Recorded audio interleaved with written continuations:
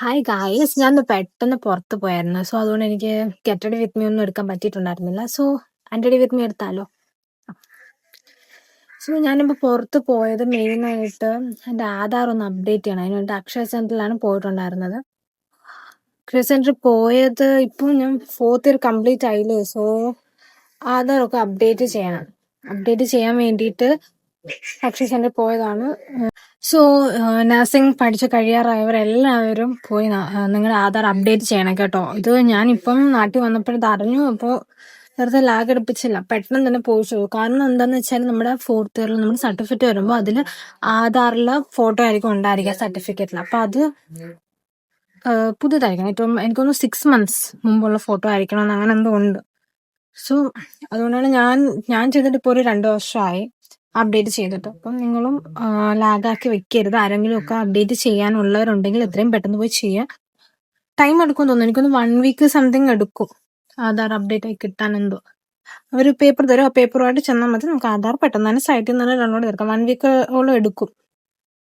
Photo പിന്നെ മെയിനായിട്ട് നമ്മുടെ നമ്പർ. ഇപ്പം നമ്മുടെ നമ്പർ അല്ല ആധാറിൽ കൊടുത്തിരിക്കുന്നെങ്കിൽ നമ്മുടെ ഫാമിലിയിൽ ആരെങ്കിലുമൊക്കെ ആയിരിക്കും, മിക്ക പിള്ളേരെ അങ്ങനെയൊക്കെ തന്നെ. അങ്ങനെയൊക്കെ ഉണ്ടെങ്കിൽ നിങ്ങളുടെ നമ്പർ ആക്കിക്കോളൂ. അത് വളരെ ഇമ്പോർട്ടൻ്റ് ആണ്. നിങ്ങളുടെ നമ്പർ തന്നെ വേണം.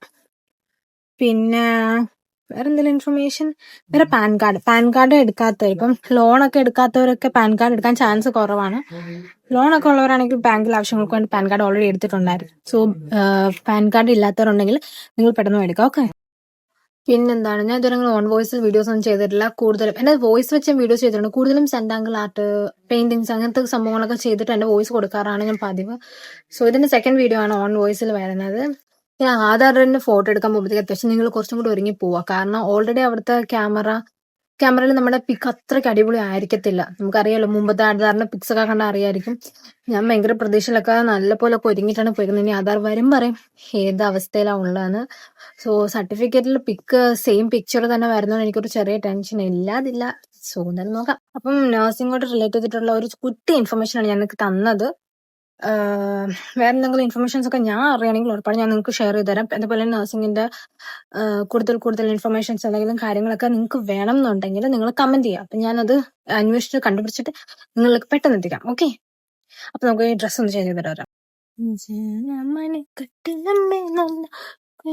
അപ്പൊ അടുത്ത വീഡിയോ നമുക്ക് പിന്നെ കാണാം. അപ്പൊ അത്രേ ഉള്ളൂ. ടാറ്റാ.